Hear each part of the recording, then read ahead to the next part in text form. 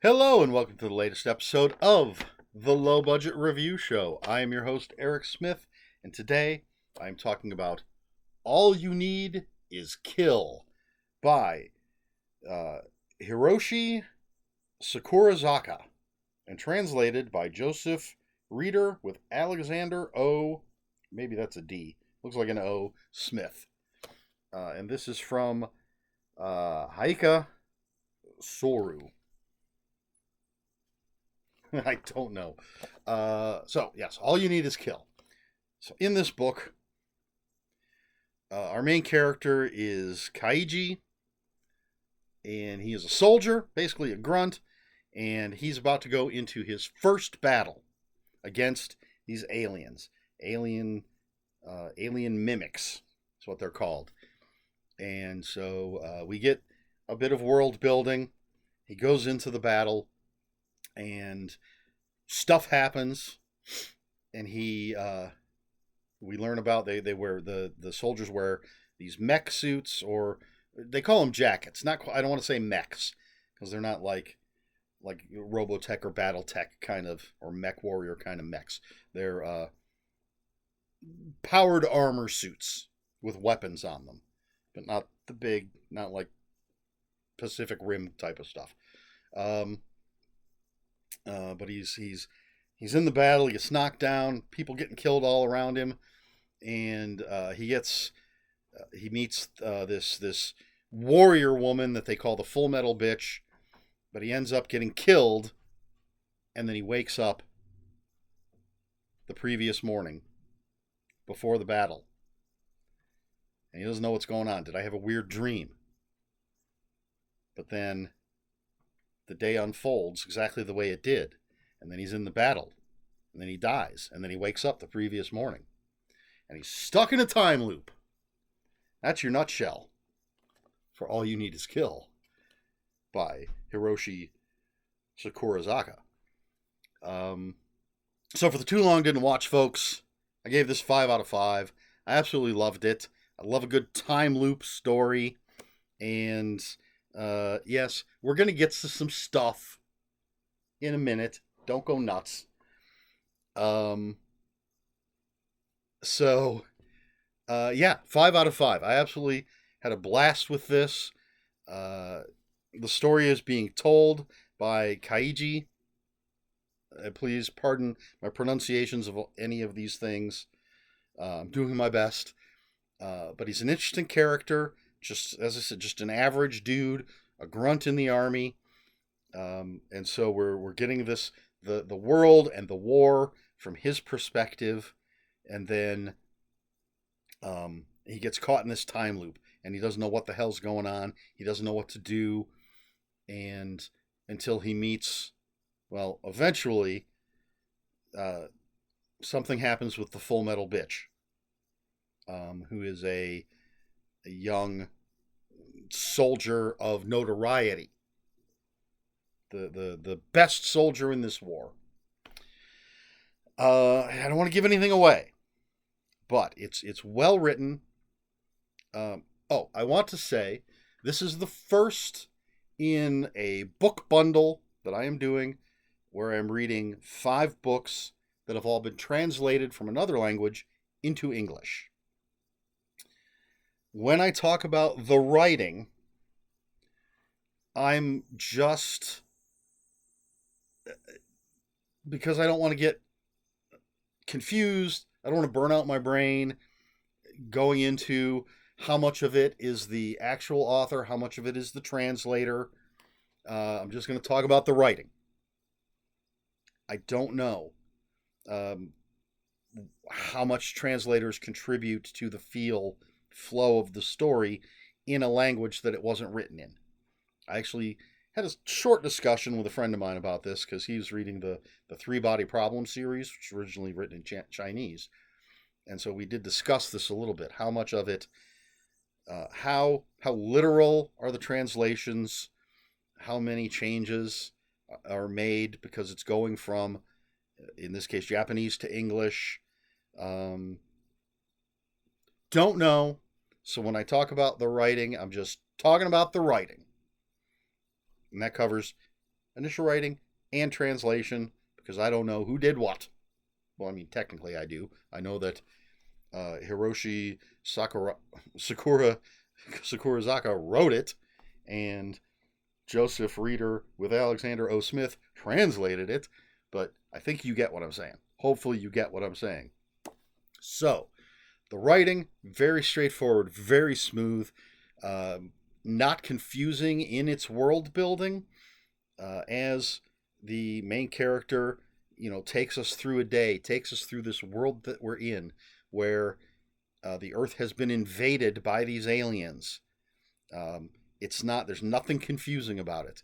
And once the time loop starts, the back cover copy tells us it's a time loop book. So we're not confused by this aspect of it. And I do like the, how the character deals with the loops and the things he tries to change, the things that don't seem to be able to be changed, and where the story goes. It all just works. It's all right in my wheelhouse. I love Groundhog Day. I love Happy Birthday to, or Happy Death Day, excuse me, and Happy Death Day 2. Happy Death Day to you? I think it's Happy Death Day to you. I haven't seen Spring Break. That's the one. Palm Springs? Palm Springs. There's a time loop movie with Kristen Milioti and Adam Sandler? Or is it Andy Samberg? I don't know, because I haven't seen it. But that's a time loop movie that I hear is really good. Anyway, love time loop stuff. Fantastic book. 5 out of 5. So here's the thing. Let's address the elephant in the room. Yes, this is the basis for the Tom Cruise movie, Edge of Tomorrow. Hate that title. So, all I'm going to say about this is some pretty big changes made to the movie. The overall premise, the same, obviously. Some of the time loop stuff, the same. But the main character changed quite a bit. If you've seen the movie, Tom Cruise was sort of a desk jockey, behind the scenes kind of character before he pisses somebody off and gets busted and sent to the front lines. Whereas Kaiji is just a soldier. Enlisted, is a soldier going to the front lines. And Emily Blunt, as much as I enjoy Emily Blunt, the Full Metal Bitch character in here is 19 years old. Don't think Emily Blunt, even when the movie came out, was playing a 19-year-old. And then lots of differences. I actually like the movie. I'm not a big Tom Cruise fan. I find him very creepy. But I do enjoy this movie. 1, it's a time loop movie. 2, I get to see Tom Cruise die over and over and over again. That's a plus. It's an enjoyable film. I actually like the book better. And I think if you're interested in time loop stuff, definitely read this. If you enjoy the movie, definitely read this. If you've stayed away from the movie because you think Tom Cruise is even creepier than I think he is, still read this. All you need is kill. Hiroshi Sakurazaka. 5 out of 5. Fantastic. Science fiction, time loop, humans fighting aliens story. And it does not go the way the movie goes. So, aside from the time loop aspect, even if you've seen the movie, you're not going to know what's going to happen in this book. There you go. Okay, so I don't really have any book recommendations because off the top of my head, even thinking about it for a little bit, I was trying to think of other time loop books. I could recommend time loop movies, but I've already mentioned. Watch Edge of Tomorrow. Excuse me. Watch Happy Death Day and Happy Death Day to You. I love both of those. I've heard Palm Springs. I think it's called Palm Springs. not Spring Break. I don't know, but I've heard that's really good. I think there's a time loop movie with a stunt man or something. No, I don't remember.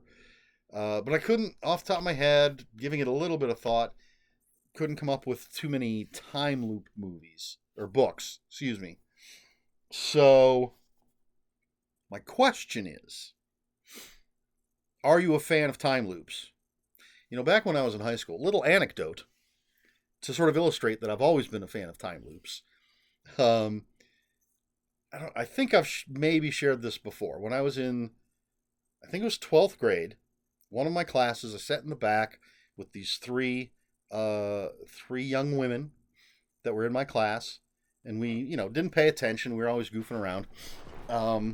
And at one point, one of them decided, or they decided together anyway, we were all going to write pornographic stories about each other. And so we would, I would write about her, she would write about her, she would write about me for us. And then we'd give each other our stories, and then it would all shift. Or whichever direction. Then I would write about somebody else, they would write about somebody else. So we'd all written at least one story about each of the other people. So 3 stories, because there were 4 of us. Anyway, all of this is, I actually made my pornographic stories, and one of them was a time loop. It started with a woman running through the woods, being chased by something, and she stumbles upon this castle, and there's someone in the castle. Porno stuff happens. She ends up finding a book after the porno stuff happens, finds a creepy book in this creepy castle, and reads from it, and it says something about living life over and over and over again, and it cut back to she's running through the woods being chased by something, stumbles upon this castle. So basically I made a time loop story way back then. So that's 1983. Always been a fan. What about you? Do you like time loop stories? If so, what's your favorite? If not, why don't you like time loop stories? What is it about them that you don't dig? And or maybe you've never seen any. Does it just not interest you? Let's talk time loops in the description below. I really thought about posting this video 3 times in a row. I think that would be hilarious. So posting it, I don't know what day it's going to post because I've already got a bunch of videos queued up. But let's say it came out on a Monday, posting it again on Friday, and then posting it again the next Monday. Again, I think that would be so funny, but I don't know if viewers would find that funny, and I don't know what type of effect it might have on my analytics. Not that I pay that much attention. I don't make any money off of this. I do it for fun. But just so you know, I did consider that. All right, so time loops. Talk about it in the comments below. If you have any comments, questions, or corrections, please put those in the comments below. Comments are open for spoilers. Just post spoiler warning. We try to be polite here at the Low Budget Review Show. Please like, share, and subscribe, all the usual YouTube stuff. If you'd care to follow me on other social media, I'll have links for my Instagram and Bluesky in the description below. That's it. I have been Eric. This has been the Low Budget Review Show. I have been Eric Smith. And until next time, read more books.